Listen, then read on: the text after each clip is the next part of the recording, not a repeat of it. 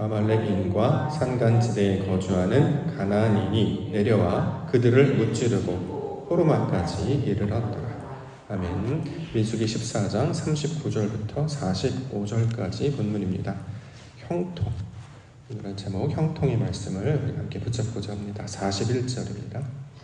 41절 보시면 모세가 이르되 너희가 어찌하여 이제 여호와의 명령을 범하느냐 이 일이 형통하지 못하리라. 자, 형통이란 단어로 우리가 오늘 기도 제목을 담고자 하는데요. 형통, 우리말로 해석하면 어떤 뜻일까요? 한마디로 이제 잘하다, 잘되다, 잘해, 잘 됐으면 좋겠어 할 때, 잘한다 라고 할 때 이 말로 우리가 형통의 의미로 삼을 수 있을 것입니다. 모든 사람들은 이제 잘하기를 원하고 잘 되기를 원하죠. 근데 이제 중요한 것은 어떻게 해야 잘 되고 어떻게 하는 것이 잘하는 것이냐. 성경은 이것을 하나님과 함께하는 것이 잘하는 것이고 하나님과 함께하는 것, 하나님의 뜻대로 감당하는 것을 형통하는 것이다 라고 이야기하고 있습니다. 예를 들어서 성경에서 대표적으로 형통한 자라고 이제 우리가 생각하면 요셉 항상 떠오르죠. 왜냐하면 요셉이 성경에 이르러 형통한 자라고 소개하고 있기 때문입니다. 그의 인생을 잠깐 돌아보면 그는 애굽에 팔려갔죠. 보디발의 집에서 일을 하기도 했습니다. 심지어는 감옥에 갇히기도 했었죠. 근데 왜 그가 형통한 자라고 이야기를 하는가? 그는 하나님께서 함께 하신 자였기 때문에 그가 형통한 자였다라고 소개하고 있는 것입니다. 창세기 39장 2절에 보면 여호와께서 요셉과 함께 하심으로 그가 형통한 자가 되어 그의 주인 애굽 사람의 집에 있었다. 자, 애굽 사람의 집에 있습니다. 그런데 잘하는 것입니다. 감옥에 갇혔습니다. 그런데 이게 잘된 것이다라고 이야기를 해요. 왜요? 하나님이 함께 하시는 것이 바로 형통함의 뜻이고 하나님께서 함께 하는 것이 잘하는 일, 잘 되는 일이기 때문입니다. 그래서 성경에서 이제 형통이라는 단어가 나오면 하나님이 함께 하시는가 아닌가 이것을 우리가 이제 살펴봐야 된다라는 거죠. 동일한 마음으로 우리 가운데 말씀을 적용하면 저와 여러분들도 형통한 사람이 되어야 되지 않겠습니까? 어디에 어떤 일을 잘하고 못하고는 형통함이 아니고 그래서 하나님이 나와 함께 하시는가 이게 잘하는 것이고 이게 형통한 것이다 라는 거죠. 예를 들어서 우리가 이제 인사할 때 잘 있어, 잘 가 이런 인사말 하잖아요. 어렸을 때 그 말 들으면서 어떻게 하는 것이 잘 있는 것이지 어떻게 하는 것이 잘 가는 것이지 그게 항상 궁금할 때가 있었어요. 그런데 그런 말이 있잖아요. 영어 말 중에서 goodbye라는 단어, 잘 가라는 뜻이잖아요. 그런데 이 굿바이 할 때 굿이 같이 생략된 것이다. God be with you. 그걸 이제 굿바이라고 한다. 이렇게 해석하는 글도 있었습니다. 하나님께서 당신과 함께 있기를 원합니다. 이게 잘 가는 것이다. 이게 잘 있는 것이다. 자, 이렇게 이야기한단 말이죠. 이스라엘 백성들 가운데 어저께 말씀을 따르면 살아있는 자가 있었고 생존하는 자가 있었고 죽은 자들이 있었어요. 생존하는 자는 어떻게 생존했습니까? 하나님과 함께 있었단 말이죠. 말씀으로, 믿음으로, 순종으로 그의 심령 가운데 하나님의 말씀이 심겨져 있기 때문에 살아있게 되었고 오늘 본문에서는 이걸 형통의 개념으로도 설명을 하고 있는 것입니다. 우리가 세상의 다른 것을 다 잃어버린다 할지라도 하나님을 붙잡고 있을 때 우리는 형통한 자가 될 것이고 이게 바로 진짜 잘되고 잘하는 일이 될 것입니다. 그래서 삶 가운데 나아갈 때 잘 돼야죠. 모두가 다 잘해야죠. 잘 있고 모든 것들이 모든 게 형통해야 되지 않겠습니까? 근데 성경은 간단하게 이야기합니다. 하나님과 함께 있는 자가 되는 것. 자, 이것을 형통의 개념, 잘하고 잘 되는 것으로 이야기를 하고 있는 것입니다. 오늘도 하나님 나와 함께 하여 주시옵소서. 그러면 그 어디나 하늘나라라고 고백하는 것과 똑같은 말로 아버지와 함께하는 자로 내 눈에, 내 생각에, 내 어떤 주변에 들리는 소식 가운데 마음을 뺏기지 않고 내가 있는 그곳에 하나님과 동행하면 그 어디나 하늘나라가 되는 것처럼 그 형통한 자가 되어 아버지의 말씀을 붙잡고 나아가게 하여 주시옵소서. 이렇게 말씀을 기억하며 기도 가운데 나아가는 기도 시간 되기를 원합니다. 자, 40절부터 볼까요? 아침에 일찍이 일어나 산 꼭대기로 올라가며 이르되 보소서 우리가 여기 있나이다. 우리가 여호와께서 허락하신 곳으로 올라가리니 우리가 범죄하였음이니이다.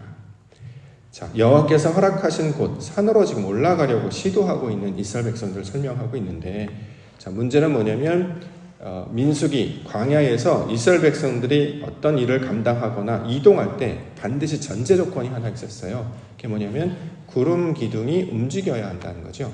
말씀이 움직여야 그 말씀을 따라서 움직이는 것이고 구름 기둥이 이동해야 그 구름 기둥을 따라서 이동했습니다. 왜 이런 일을 하냐면 훈련하는 거죠. 말씀을 듣고 출발하는 거. 그렇죠? 그래서 예전에도 한번 설명드렸는데 육상에서 100m 달리기, 200m 달리기 하잖아요. 그랬을 때 이제 출발, 수영도 마찬가지더라고요. 출발하려고 할 때 보니까 예전에는 이렇게 그 준비 탕 이렇게 출발하면 소리가 이제 준비부터 탕까지 약간 그 시차가 있으니까 이걸 예측해서 먼저 출발하는 사람들이 있었어요. 그런데 그 먼저 출발하는 것을 부정 출발이라고 이야기를 하더라고요. 소리를 듣고 출발을 해야 돼요. 탕 하고 출발을 해야지 이렇게 출발은 안 된다는 거예요. 그래서 그거를 보고 이거 되게 신앙적이다라는 생각을 하게 됐던 경우가 있습니다. 말씀을 듣고 소리가 나서 그리고 움직여야 되는데 그거를 지금 광야에 나와서 지금 연습하고 있지 않습니까? 그런데 하나님께서 말씀하지 않으셨는데 저 땅을 주시는구나, 저 산에 올라가라고 하시는구나. 그래서 하나님 말씀하시지 않으셨는데 임의대로 자기들 뜻대로 막 올라가려고 하는 것. 자, 이것을 지금 지적하고 있는 것이죠. 오늘 본문에서 형통을 이야기하지만 오늘 본문에 등장하는 사람들은 형통하지 못한 자들을 설명하고 있는 거예요. 이걸 우리 이제 교훈으로 삼아야 되지 않겠습니까?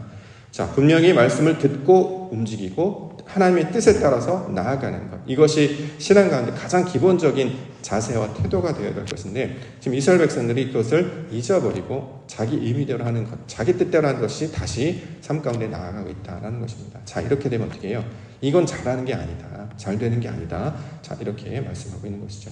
42절 볼까요? 여호와께서 너희 중에 계시지 아니하니 올라가지 말라. 너희의 대적 앞에서 패할까 하노라. 자, 우리 중에 주님께서 함께 하시지 않는다. 너희 중에 계시지 않는다라는 표현이 이제 무슨 뜻인지 우리 이제 알아요. 너희 중에 계신다. 너희 가운데 계신다. 이게 뭐예요? 심령 안을 가리키는 말이었단 말이죠. 진영 안으로 우리가 설명을 하지만 그걸 이제 모양으로 설명을 하는 것이고 우리의 심령 가운데 아버지의 마음, 하나님의 마음을 품는 자가 아니기 때문에 아버지 뜻대로 할 가능성이 아직 준비가 안 되었기 때문에 자, 너희 중에 하나님이 계시지 않으므로 준비가 안 됐으니 나아가지 말라. 자, 이렇게 이야기한다라는 거죠. 그럼 이제 형통이라고 하는 것, 잘 되고 잘한다의 뜻이 뭐냐면 하나님의 마음을 품은 상태가 되는 것이 형통의 마음이 된다라는 것입니다. 일을 잘하고 빨리 달려서 1등 하는 게 목적이 아니라 듣고 나아가는 것. 자, 이것이 하나님께서 늘 우리 가운데 주시는 말씀이 되고 있습니다. 이건 이제 삶에도 적용이 가능한데요. 가끔 이제 저도 그런 경험이 있었습니다만, 삶을 살아가다 보면, 처소를 옮겨야 하는 때들이 있어요. 예를 들어 교회를 옮겨야 되는 경우가 있단 말이죠. 이사는 직장이나 뭐 상황에 따라서 갑니다만 제가 인생 가운데 가장 힘들었던 게 뭐냐면 교회를 옮기는 게 매우 힘든 일이었습니다.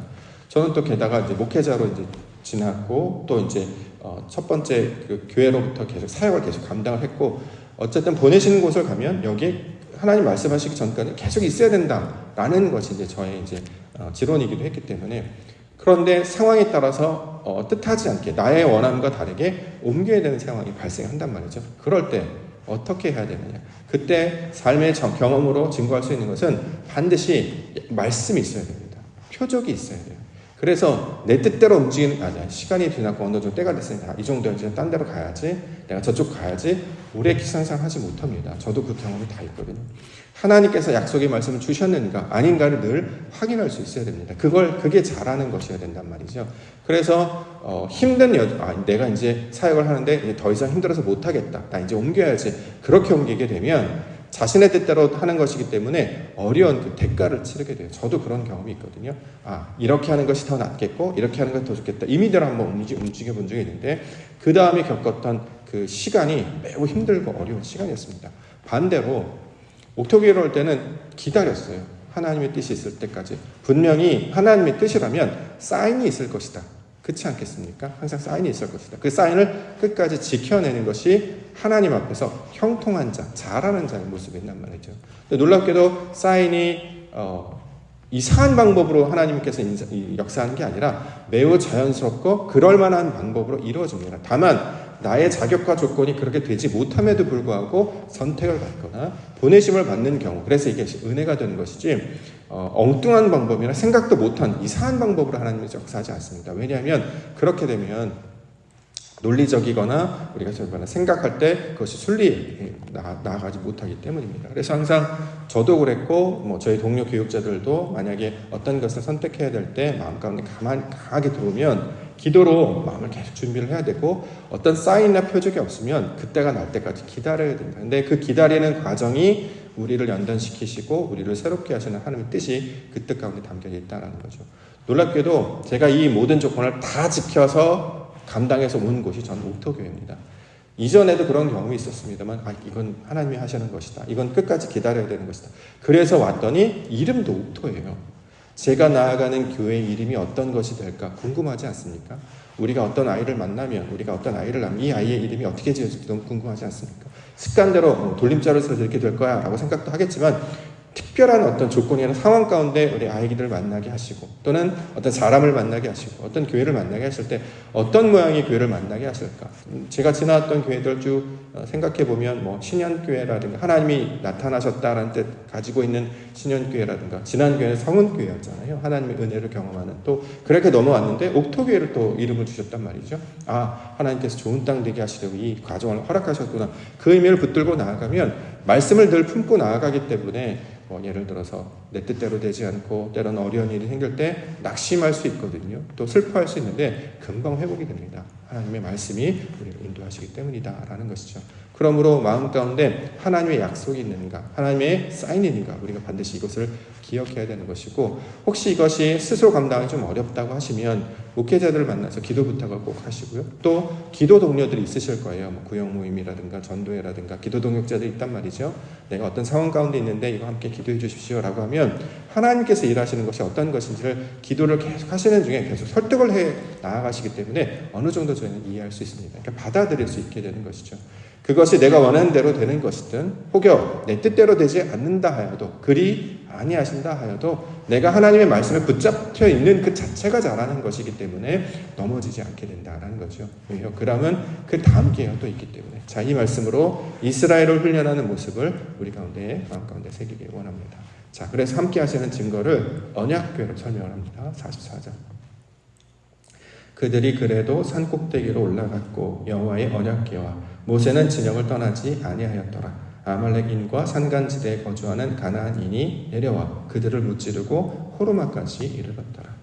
자, 하나님께서 우리와 함께 하시는 그 증거를 언약궤로 보여주셨죠. 그래서 이스라엘 진영 가운데 성막을 두어서 그 가운데 언약궤를 두게 했습니다. 그래서 구름이 이동하면 언약궤가 나아가고 함께 이동하는 것으로. 그래서 우리 가운데 신앙생활을 할 때 항상 말씀과 동행하도록. 왜냐하면 그 말씀이 우리를 돕는 배필이 되기 때문이었습니다. 창세기 2장에 등장하는 돕는 배필을 지으리라 라고 했던 거기는 이제 돕는 배필은 여자를 가리키는 말이 아니라 말씀을 가리키는 말이라고 했지 않겠습니까? 우리는 우리의 늘 자기의 욕망과 자기의 지식과 수준에서 자꾸 결정을 하려고 하는데 성경은 그렇게 하지 말고 말씀과 붙잡혀서 하나님이 기뻐하신 뜻이 무엇인지를 항상 기억하도록 그 뜻을 따라서 나아가도록 우리를 인도해 주셨단 말이죠. 그래서 말씀이 우리의 복자가 되어 주시는 것입니다.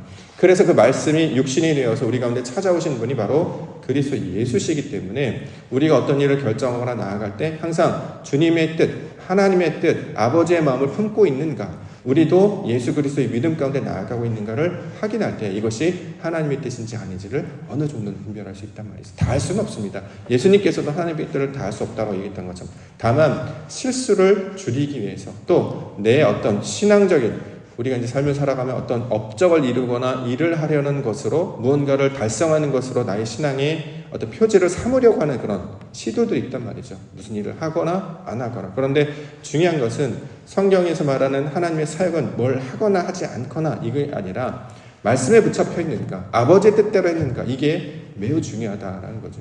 저도 목도교회에서 사역하면서 매번 깨닫습니다.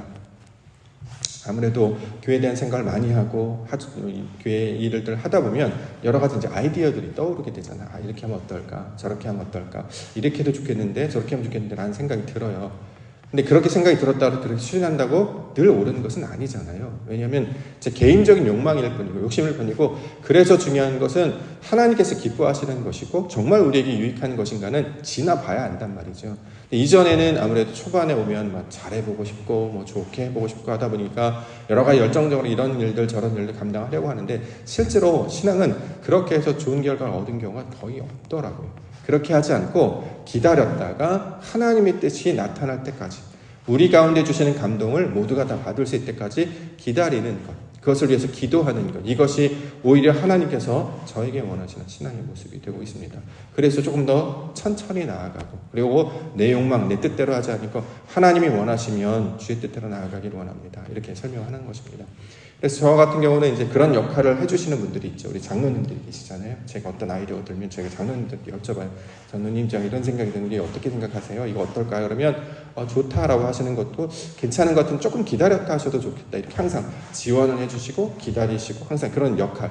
마치 모세가 이제 있으면 이제 아론이 있는 것처럼, 아론과 훌이 있는 것처럼 그렇게 이제 얘기를 해주신단 말이죠. 그래서 욕망대로만 진행을 하다가도 함께 이야기를 나누는 걸 더 잘하는 것이다. 그래서 일을 잘하면, 일이 어떤 성과를 얻으면 이게 다 내 영광이 되잖아요. 제가 좋은 아이디어를 떠올라서 제가 얼마나 교회를 사랑하는지 아십니까? 제 열정을 한번 보여드리고 싶습니다 라고 증명하는 것보다, 제가 가지고 있는 것들을 내려놓고 장로님과 상의해서 여쭤보고 물어보고 기도 부탁해서 이것이 좀 더디더라도 천천히 이뤄내는 것, 신앙의 눈으로 보면 이것이 더 아름답다라는 거죠.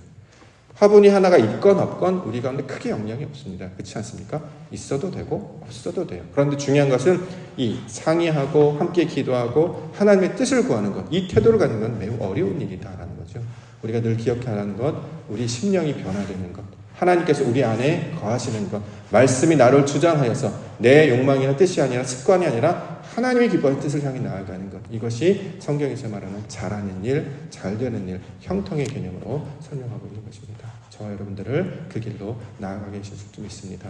첫 번째 들어가는 내 욕망이 아니라 그 다음에 올라오는 하나님이라면 어떤 일이 벌어질까? 그러면 옆사람한테 이야기하고 기도하자 하고 함께 하자 하고, 그래서 조금 더디더라도 천천히 가는 것. 자, 이것이 하나님께서 기뻐하시는 신앙의 모습이 되는 적이 있습니다. 그것을 통해 저와 여러분들을 불러주신 적이 있습니다. 오늘도 형통이라는 단어를 마음 가운데 품고 이스라엘 백성들의 그 역사를 교훈 삼아 아버지의 말씀대로 나아가게 하시고, 아버지께서 원하시는 그 뜻대로 우리 삶을 살아가게 하여 주시옵소서. 이렇게 간절히 기도 가운데 나아가시며 형통한 자로 살아가시는 우리 성도님들과 교회 되시기를 주의 이름으로 축원합니다. 기도하겠습니다.